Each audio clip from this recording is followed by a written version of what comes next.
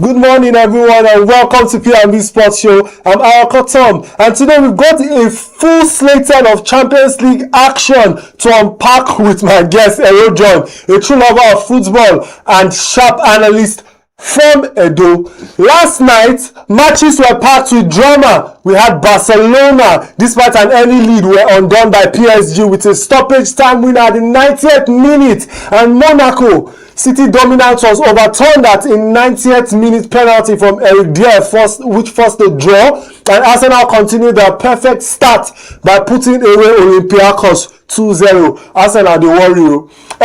Let's begin with this Barcelona versus PSG. You saw it all. What went wrong from Barca after he took the lead, and how did PSG manage to turn the game around so late at the 90th minute? Because my mind was blown away. Okay, good morning, Tom. Good morning, P&B Sports Show fans. I must express my disappointment at Barcelona. I'm not a Barcelona fan, neither am I a fan of Paris Saint-Germain, but I must express my disappointment. The reason is because I expected the game to go in favor of Barcelona. You see, there's a saying that when two elephants fight, the ground suffers. I regard these two teams as elephants because in terms of tactics, in terms of pattern of play, they play exactly the same football. They play a high line, they play a press, they play a very high press. And so PSG going into the game without four of their key players. Dembele was out, Kaviashila was out, Dure was out, Marquinhos was out. I expected Barcelona to and then the game was played in Spain. Barcelona was at home. I expected them to do better. I expected them to go into that game with that advantage and intensity. I think Barcelona only had Rafinha, who is a key starter, out. Every other person that played the game are people that start for them normally. So, but I don't know what went wrong along Barcelona. They got tired because the game was slightly dominated by PSG. But talking about dominance from PSG, we saw an early goal by Torres, and all of a sudden it was like everything just turned around immediately. And the surprising thing was the 90th minute goal. But what exactly do you think happened? I think Barca they slipped. When I say slipped, not like sleeping. I think they let go of the grip they had on the game. I think they let go of the grip they had on the game. I think when you are constantly pressured in football, when there's too much pressure, you tend to give in. I think that's what happened. PSG just had this coming. They kept knocking. They hit the post about 2 times. They kept knocking. The goal kept calling, and eventually it had to answer. They showed that they wanted it more. I think it was also, the younger players that they used, especially in the attack, they wanted to prove something. They wanted to make a statement. They have something to tell the coach, to tell football fans. And I will always tell you that football is a game of who wants it more. I'm not saying Barcelona did not want it, but I just think those young lads wanted it the more. You could see the drive, you could see the hunger. They just wanted to make a statement, of which they did. I think Barcelona, despite having an early goal lead, I think at some points they became too relaxed in the game. And then they let PSG have their way. Football, when it comes to teams like that, it is who collects the midfield that wins the game. And so Vitinha came out on top. Vitinha showed why he is Vitinha and why he is the third best player in the world according to the Ballon d'Or rankings. So I give it to them. I don't think Barcelona just they got distracted. They lost their grip. I think what is confusing, or what confuses everybody, is that how can a PSG that did not come with a complete squad, probably because of injuries and the likes, and right now they let go of Donnarumma, how is it that they were able to play a Barca side so comfortably well? Because it was like they dominated the game, they dominated possessions, they dominated the midfield, like you rightly said. Do you think that it's a mental thing? Because this young lad is like, they didn't come in nervous. They came in actually excited. So do you think that it's a mental thing, or what do you reverend this to? Okay, there's something that I always tell you that football is not just physical; it's also psychological. You see, like I mentioned earlier, these young lads, they had a point to prove, and they really wanted to prove it against Barcelona. You see, both teams, like I mentioned earlier, both teams play exactly the same. Their pattern of play is the same.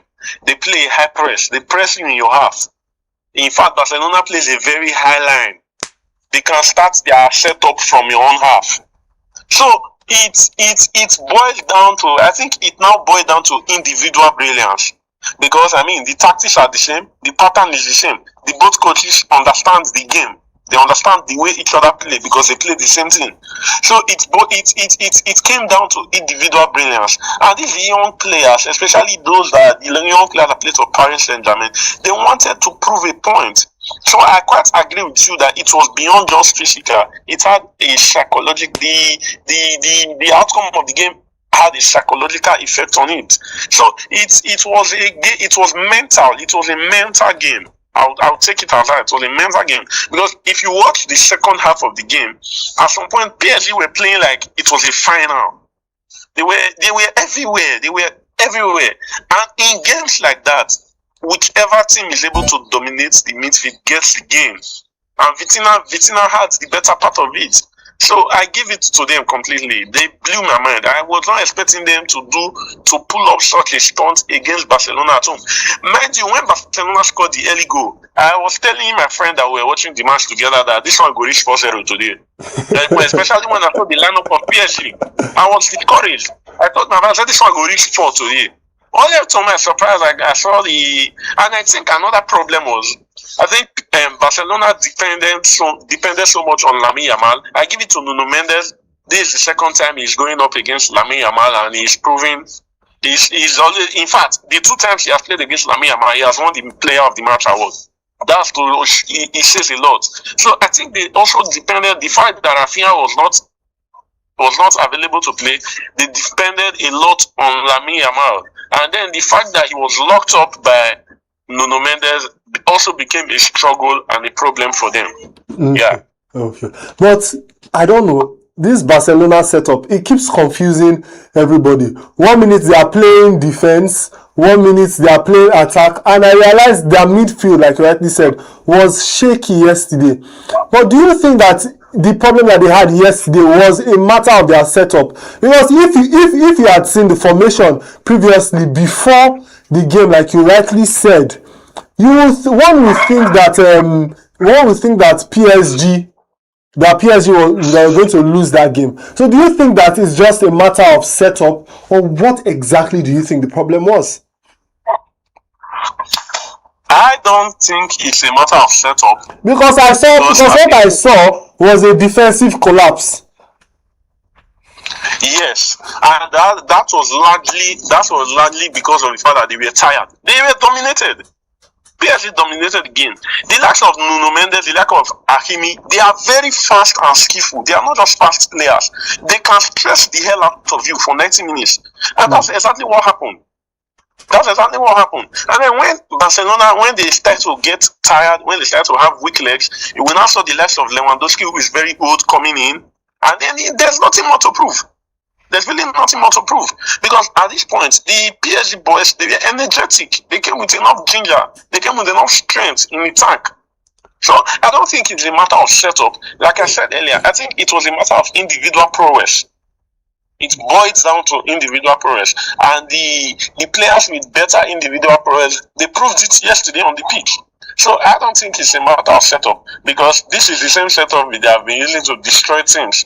Oh, okay. So about the highlight, yes. I think when he approaches the game with the highline pattern, but when he sees that the opposing side is getting the loopholes from it, he switches it automatically, because he has very fast and skillful players. The young players, for that matter.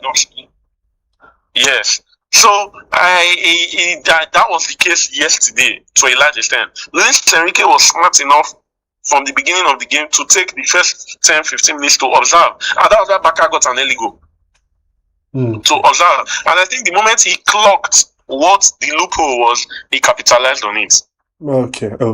Well, we've spoken a lot about Barcelona and PSG. Kudos to Vitina, kudos to Nuno Mendes, kudos to the entire team of PSG as they undid Barcelona yesterday. I know that a lot of Barcelona fans yesterday, they were crying, and I was happy. At least for once, they will allow us rest. Yes, I was happy too. I was very happy. They will allow us rest. Okay, well, let's move on to Monaco versus Manchester City.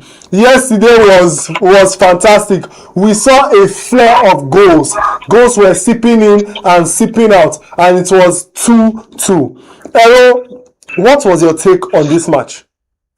Because we saw Erling Haaland. I don't know. It's like Erling Haaland these days. Today is like when he sees some teams, his wings begin to get bigger, and he just soars high and starts to score goals. Like when he saw Manchester United the last time. But what is your opinion on this? Okay, for Haaland, Haaland is in top form right now. He's in top form. He's one of the best strikers. Exactly. He's one of the best strikers in Europe at the moment. For a long time now, he's been there. He's been up there. So I give it to Haaland. I like teams that know how to bully their opponents, especially when they meet a lesser team. That's the biggest problem I have with Manchester United and Chelsea. When you see a team that you can beat them very well. Beat them very well when you see a team that you can beat. Manchester City, I will tell you one fact and one truth. I was not surprised at the results. The reason is because Manchester City this season have been very inconsistent. They have not been consistent. They have not been at the top of their game. There are ways I don't understand what's been going on with the team. Today they are good, tomorrow they are doing something else, and then we saw it play out yesterday. Even after the brilliance of Haaland, they still could not win the game. I think Guardiola, I will always tell people, I think everybody now understands the way he plays. And so it's not a problem for him because everybody now knows the loophole. They know what to do to neutralize Guardiola and his team.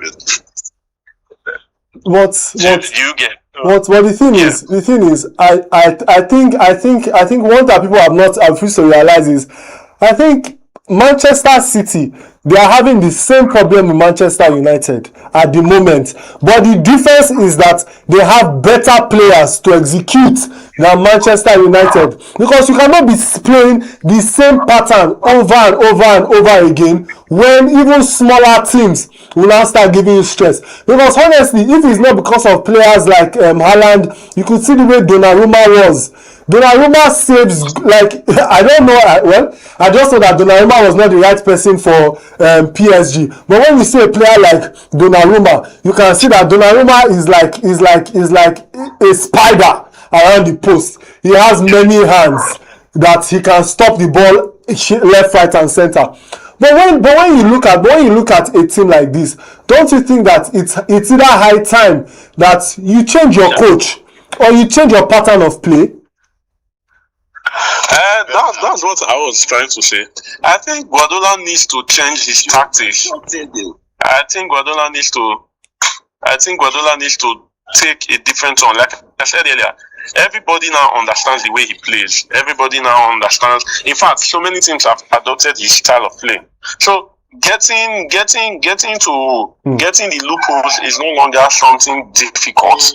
It's not something very easy for other teams. All they need to do is just lock up one or two players, and then he no longer has the likes of Kevin De Bruyne that can deliver a master class from nowhere, whether the game, no matter how tight the game is. So it is now a big problem. The likes of Ryan Cherki and some other midfielders, they are yet to blend to the team. You understand? So it's a big problem. I think he needs to change this. As a matter of fact, I think he has spent too much time in that club.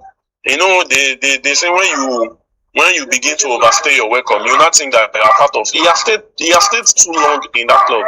He needs to change things. He needs to change the environment, or he needs to change his tactics completely to something different that we have not seen before. We know him to be a very good tactician. He needs to go back to the drawing board and he needs to change it. He needs to understand that the caliber and set of players he has now are not the set of players that he had before. Yeah. They are not the likes of Riyad Mahrez. They are not the Kevin De Bruyne. He needs to change it. He needs to work on it, or else he will keep getting poor results because everybody now understands the way he plays. We saw penalty awarded by the VAR yesterday to Gonzalez because of a mistake by Eric Dier. What do you think about that penalty? First of all, do you actually think that it was a penalty?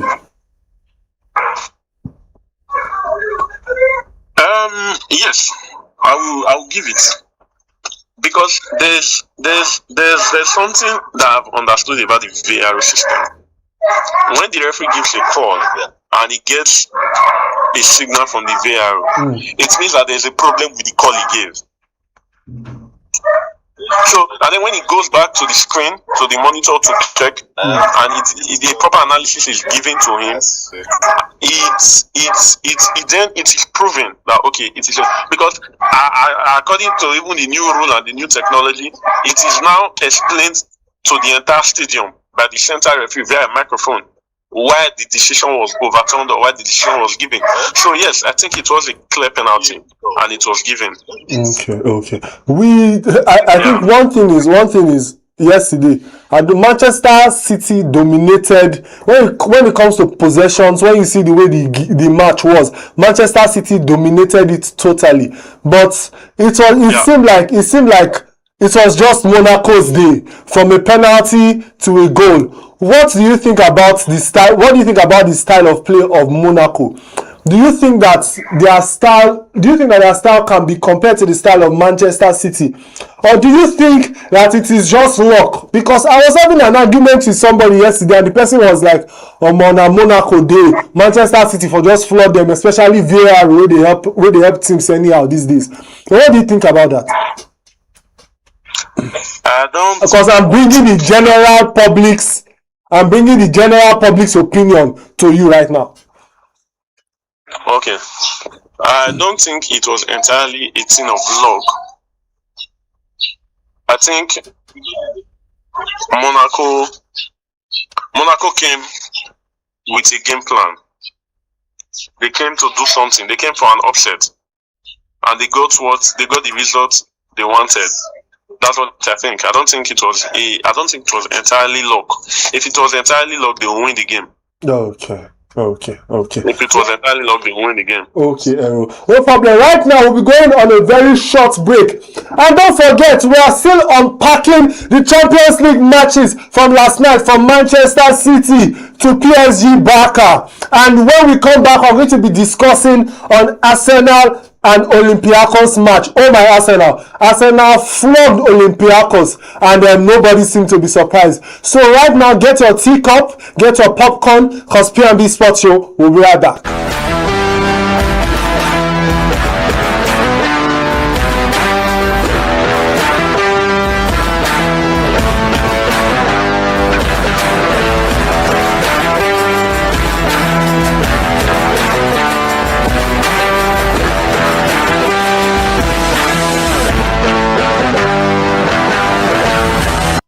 Welcome back to P&B Sports Show. I remain your host, Aroko Tom. And obviously, I'm still not here alone. I have Ero John, who has joined me virtually all the way from Edo, Benin City, to help unpack the Champions League matches of yesterday. And we've spoken about two matches, and right now we're going to be moving straight into Arsenal's win against Olympiacos yesterday. Yesterday, Arsenal won Olympiacos, and I think nobody was surprised at all. We could see the likes of Bukayo Saka, and we could see players that have impressed us throughout the season. Even in the Premier League, these are players that have impressed us, and it seems like Arsenal have refused to lose. what is your opinion on this match and with the way Arsenal has been consistently playing? Because my own fear with Arsenal is Arsenal with time passing, people always keep saying it, that if you know you want to win a lot of matches but you don't want to win a cup, go to Arsenal. So what is your opinion on this match, and also what is your opinion on Arsenal's inconsistency over the seasons? Well, what Arsenal is doing now is not something new. I'm not surprised. It's something we know. I call it initial gra-gra. They are very good at winning games early in the season, but I don't know. They eventually do not win trophies. It will get to a point, mark my words, it will get to a point, 2 or 3 of their very critical players will go out injured. Well, for Arsenal, I think they are doing well. So far, so good. Whatever they are doing is working for them. Mikel Arteta is doing a good job. They have a new set of players who are doing so well in the team. The likes of what's his name, Martinelli presently is doing so well. And he had a goal yesterday. Yes, and this is why competition is good in a team, healthy competition. At this time last season, when he was the only one, he was doing nonsense, complete nonsense. Because he knows that whatever he plays, he's the one that will start the next game. But now that he knows that, okay, there's a competition, there's Eze, there's Trossard, you have to up your game, or else you go to the bench. So he has been doing so well. So I expected Arsenal to beat Olympiacos yesterday. They play a very good pattern of football. They call them the corner kick FC. I don't have a problem with that. As far as it works for you, I don't have a problem with that. That if that's what works for you, it's fine. What matters the most in football is getting the results, not really the pattern of play. We have seen the likes of Jose Mourinho win trophies by playing defensively, 10 players in the half, 1 player in the opponent's half, and they go on to win.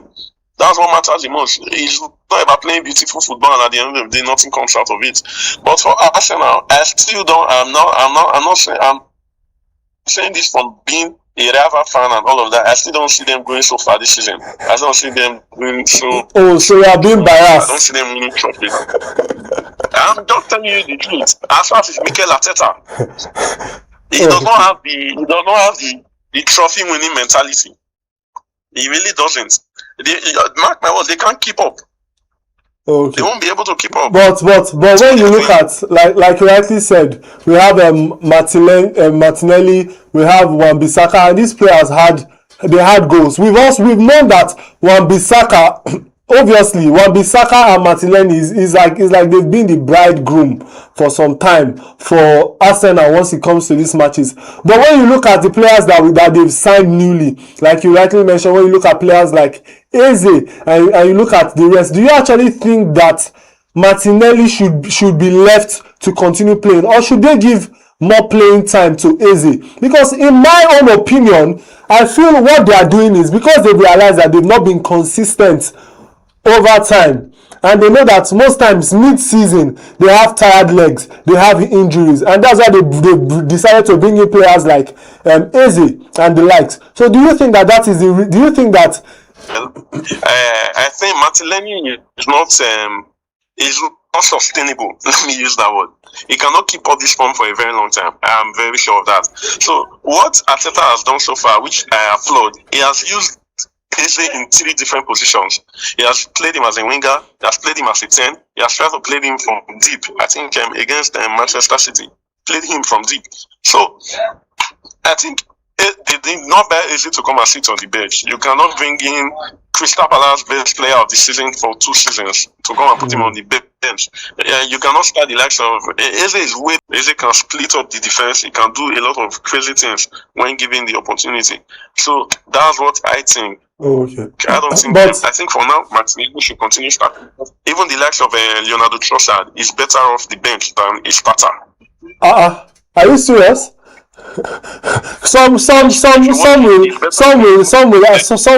argue with you, but let's not go into that. But I think we've seen Arsenal play English, we've seen them play European, but I think one thing that we realize is their pattern these days changes when they are in Europe, it changes. But do you think that they're actually maturing into the European standard of football at the moment? Yes, I think so. You know, like we always agree, you approach different games with different patterns and different tactics because you are playing different teams. The way you will play Chelsea is not the way you will play Manchester United. It's not the way you will play Liverpool. Your formation may not change, but certainly the pattern and tactics of the game will change. And at some point, even the players that will start the game will change because you have peculiar players for peculiar things. So I think Arsenal, they are maturing into the European football. Last season, they did so well. They got to the semi-final of the Champions League. That was a beautiful one. That gave a lot of players that they have the experience. This season, they're already doing so well. I know that they will go so far. Although they will not win it, they will go far again. So it's okay. You know they will not win it. The experience. Yeah. They cannot win it. Arteta cannot win it. Chelsea fans. Arteta cannot win Chelsea it. fans. Chelsea fans. Arteta cannot win it. He's not right yet. Okay.